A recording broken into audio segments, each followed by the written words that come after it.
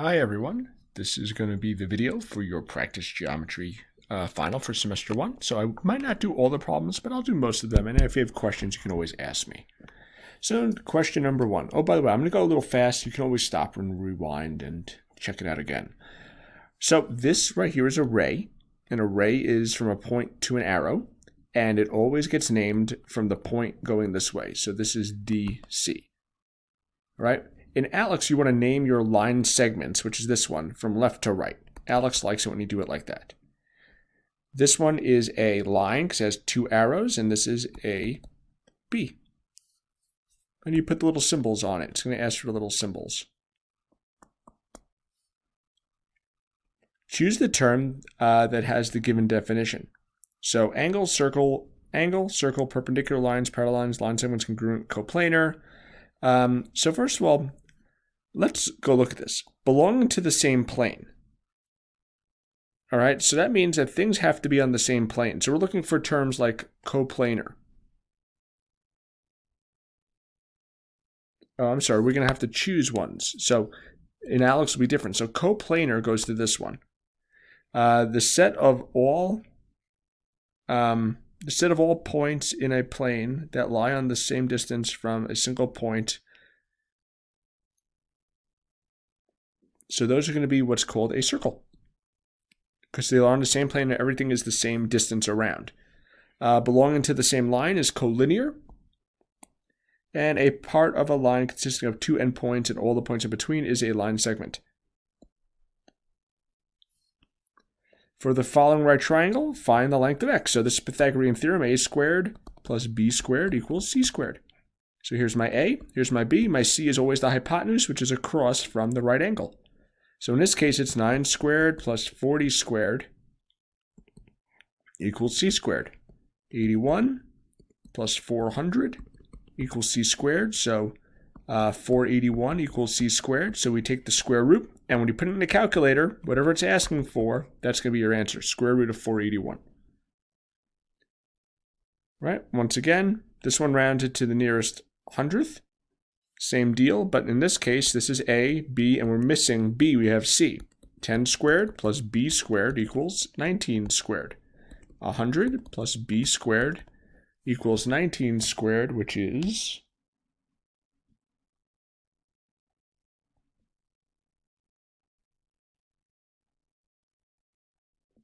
361.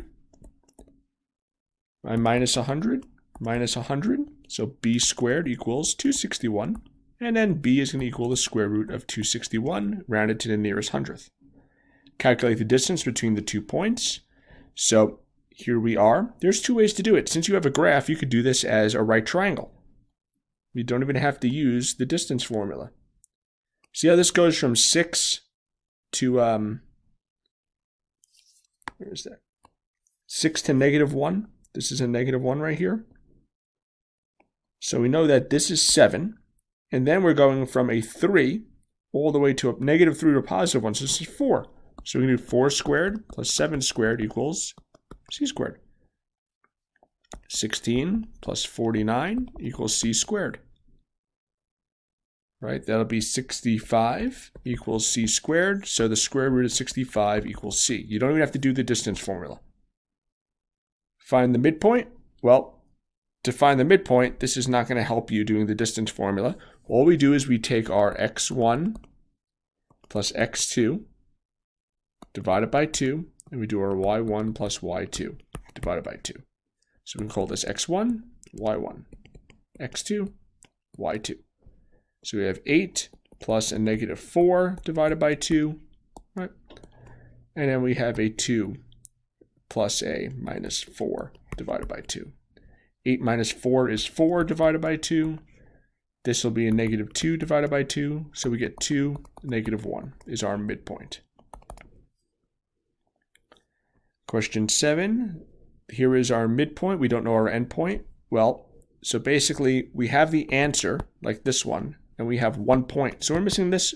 We have 1 coordinate, like E2. We're missing this, like this one and this one. So basically, when you think about it, this is our midpoint. So this is our answer. And this is our x1, y1. We're missing x2 and y2. So our x1 is a negative 3, plus our x2, which we don't know, over 2 is going to equal our answer, which is a negative 5. And then we have our y1, negative 6, plus our missing y2 divided by 2, and that gives us our answer of negative 2. So now we solve for our x2 and our y2. We multiply both sides by 2 to cancel out our 2's there. Negative 3 plus x2 equals minus 10. Same thing here. Multiply by 2, multiply by 2. Negative 6 plus y2 equals a negative 4. I add 3. So x2 equals negative 7. And when I add 6, y2 equals 2. So our answer is negative 7, 2.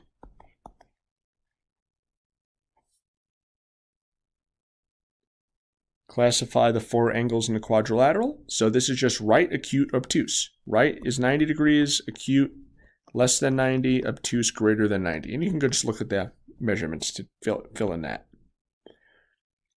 Right? So name the sides of angle NMQ. So NMQ, so the side is MN and MQ. Those are your sides. Write 2 other names for angle 2. Well, angle 2 can be angle QMP,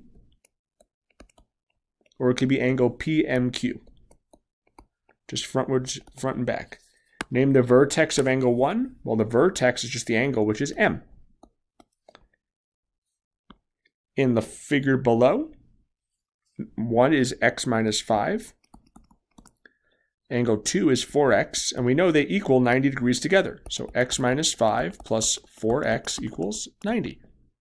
5x minus 5 equals 90. Plus 5 and plus 5. 5x equals 95, so we divide by 5. X equals 19. Now we have to find the measurements of the angle. So this will just be 19 minus 5, which is 14.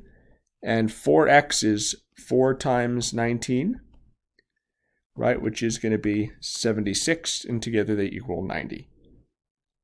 In the figure below, angle ABD, so this whole angle here is 76 degrees. That's the whole angle from here all the way to here. It says CBD is 42. So CBD, this angle right here, is 42 degrees. It says BE, which is this guy right here, bisects CBD. So in essence, that makes this 21 and 21. Find ABE. So ABE, what we're looking for here is this guy right here, all of this. Well, if we found this one here, we can just add it together with 21. Well, if the whole thing is 76 and we know that this is 42, all we have to do is minus 42. We get 4 and 34, so we know this is 34. And when we add the stuff in the orange, 34 plus 21, we get 55 degrees. Name a pair of vertical angles. Well, vertical angles are like these, right? So these are all vertical angles. A pair of angles that form a linear pair. Linear pair, linear pair, linear pair, linear pair. These are all linear pairs. A pair of angles that are supplementary. That means equals 180. Well, these ones equal 180. These ones equal 180. These equal 180. These equal 180. These equal 180, 180, 180. You get the drift. It says angle 2 is 72. Find 1, 3, and 4. Well, if this is 72, this is 72. They're vertical. These two together equal 180. So this will be 108, and that'll be 108. And now we found them all. Given the figure below, find x, y, x, and z. Well, thing is, these two together equal 180 because they're on a straight line. So we do 10x plus 19 plus 5x plus 41 equal 180. We got 15x plus 60 equal 180. Y minus 60. 15x equals 120. I divide by 15. And then I find out that x equals 8. So since x equals 8, this will be 80 plus 19, which would be 99, which makes this 99. This one would be 101. 81, excuse me. Find a slope of a line passing through those points. So the slope is y2 minus y1 over x2 minus x1. So x1, y1, x2, y2. So negative 3 minus a negative 7 over negative 9. It doesn't matter which order. I just like going this way. Minus 7. Right, I could just write it the other way if I wanted to. x2, y2, x1, y1. Not to confuse anyone. So this is a positive, right? So this gives me 4. And I'm sorry, this is negative 7, oops, sorry. Messing myself up. Negative 9 minus 7 is negative 16. So this will be negative 1/4. Find the slope in the y-intercept. Find the slope in the y-intercept of the line. So you have to put it in this y equals mx plus b, which means get y by itself. If I add 3x to both sides, I get negative 4y equals 3x minus 20, and I divide by negative 4. So it gets me a y equals negative 3/4 x minus plus 5. So my slope is right here. This is the y-intercept.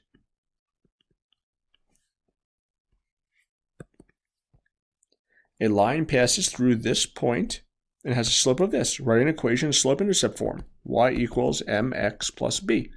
So here's my line.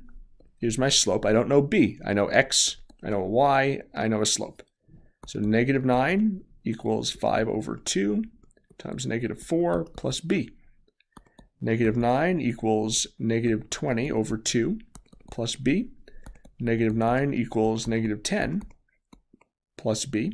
If I add 10, I get 1 equals b. So now we know b and we know m, right? M is right here. We know b is going to be 1. So y equals 5 over 2x plus 1.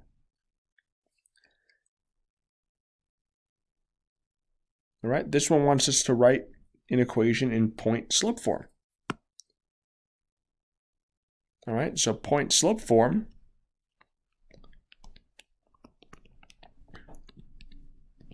That's going to be your y minus y1 equals m times x minus x1. That's point-slope form. We have an x, we have a y, and we have a slope.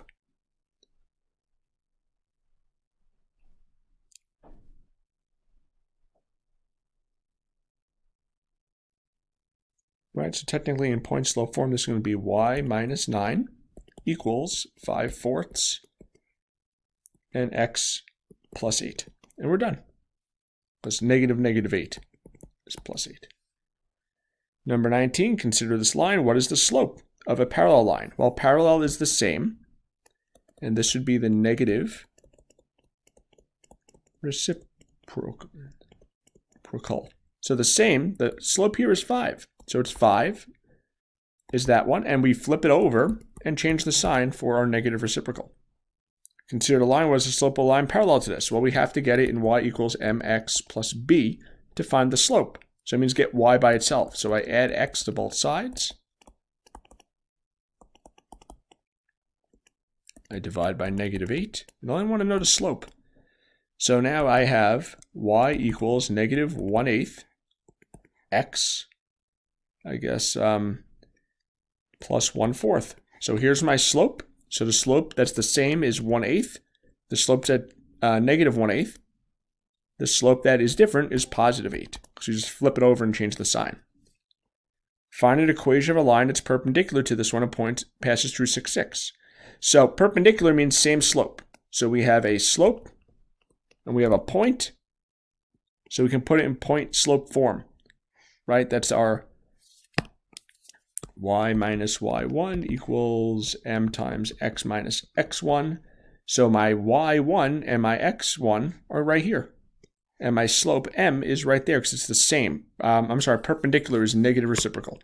So for this one, I have to use a slope of negative 5, 6. So I have y, in this case, plus 6, because negative negative 6 equals negative 5, 6 times x minus 6. So there's our other 6. Now, if the slope is the same, we just do the exact same thing. Y plus 6 equals, now we just use that slope that's right here, that's 6/5, x minus 6. And we're done. Acute triangles have all angles less than 90. This one has an angle bigger than 90, so it's obtuse. This one is an acute one, or they're all less than 90. This is a right one because it has a right angle, and this one is an acute because they're all less than 90. Right? Scalene means that they're all the same. Equilateral means scalene means they're all different. Equilateral, all the same. Isosceles, two sides are the same. Since all the angles are the same, all the sides will be the same. This is equilateral. This one, isosceles, because the 6s are the same. This is another equilateral. And this one, if the 3 angles are different, the 3 sides are different, so it's scalene. Find the value of x. Well, triangles always equal 180, so we just do 180 minus 49 minus 88. Or you can add them together and subtract them. Right, 7, 10, that's 1. That doesn't work. So we'll borrow 2. That's 11. 11 minus 8 is 3. This is now going to be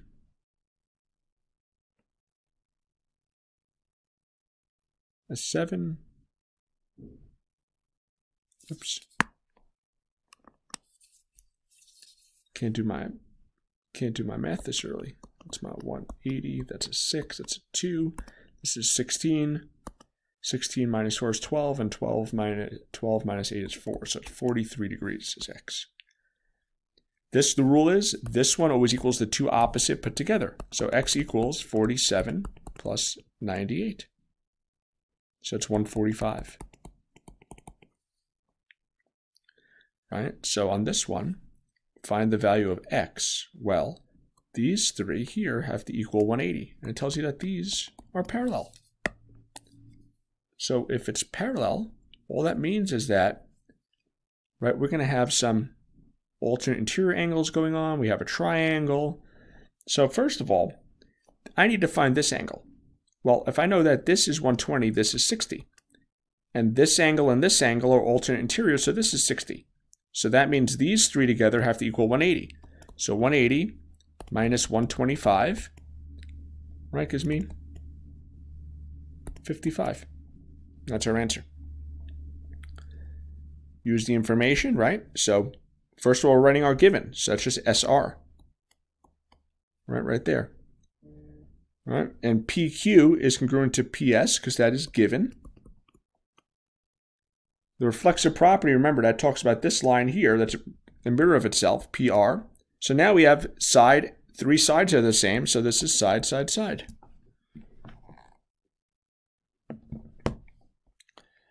Number 28, right? Same thing. Given, given, given. We know that this one is also our given, GDF. So it tells me that these are right angles, and that GFD is congruent to GDF. So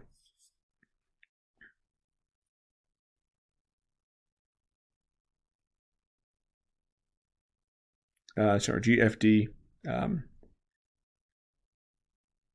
GDF, and EDF and GDF. So this one and this one.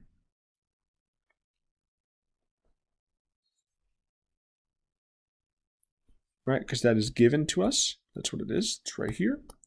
And now this line here is that reflexive property. See, it's written, it copies itself. And because they're right triangles, right, actually doesn't matter because you have an angle, a side, and angle. Angle, side, and angle. angle, side, and angle. So that would be our reason that they are the same. Another one, this gets us because it's given. We fill in our given. So that tells us that RS congruent to TU and that SRT is congruent to UTR, right? And then we have that reflexive property again. And then if you see here, what's going on is you have side, angle, side. Side, angle, side. So that's what we got. All right, some more practice. UT, given. We got this because it's given. Tells us that ST congruent to UT. SRT congruent to UVT. And then you have this vertical angle here. So TS is going to be congruent to VTU because they're vertical angles. And now you see here we have angle, angle, side. All right, so 31. For each part below, use the blank figure to fill in. Use the figure to fill in the blank. If necessary, you may learn what markings. You may learn what the markings on a figure indicate. All right, so now we need to find K. So when you think about it here, this is an isosceles triangle. That means this is 40 as well. So these two together equal 80. So this has to be 100 because they have to equal 180. This one means they're all the same. So you have three angles that are the same, so that makes it 60 degrees. Oh, I'm sorry. One's HI. Well, if all the angles are the same, all the sides are the same. So if this is 7, this is 7, and this is 7, because it's equilateral.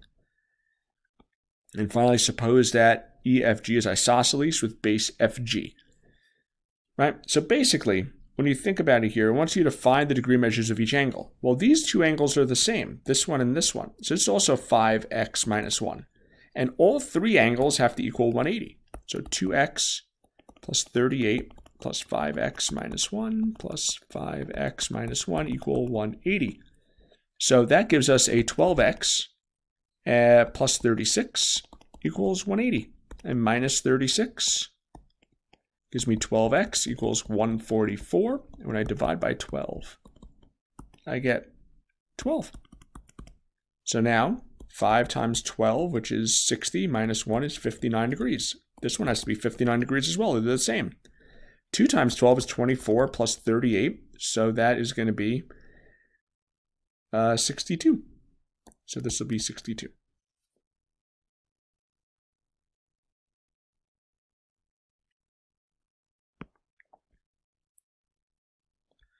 All right. And that's it. That is your, I actually did all the problems. So I know I went kind of fast, but you can always rewind and let me know if you have questions. Have a good one and good luck on the test.